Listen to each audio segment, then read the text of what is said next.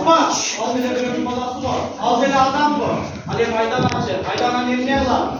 Apa, Aydan'ın balağını da İngilizce zamkır gitti. Adam İngilizce başkan lesbe.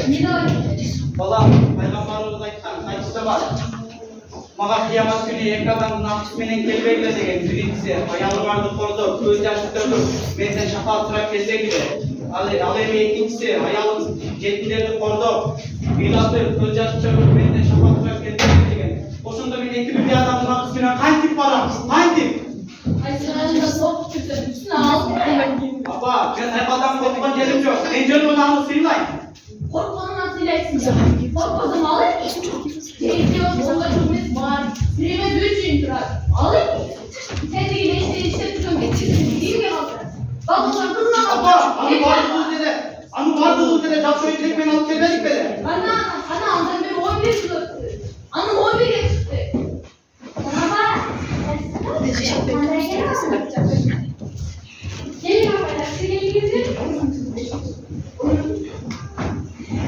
Hadi bir sebepleri var. Oy böyle bakın çay içelim gibi. Apa biz birbirine sekretelim beni. Ay böyle koy. Apa benim. Ne aldın? Siliveri yerine Siliveri'de. Adam bu bari maksat tuttu mu? Allah arada evine. Allah siz sonuncu çomaşlı olsa kendeyim.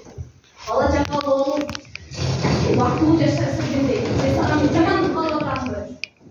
Tebriklerden bir bilgi, ancak bilgemiş devreli olsun tapışınan gibi. Boşanmış böyle tirişinde, şu balana kapatırlar, balanın üstün cidden kalsa birinde oymayan ayda payını sana.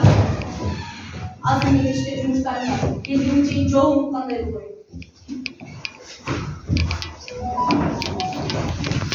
Atası! Bizim seçimimiz kadar olsa en aşağı bakar mı? Arkadaşlar deseniz, arkadaşlar. Ben sizesiyle düşünüyorum. Apa oldu da düşünüyorum. Yetmesen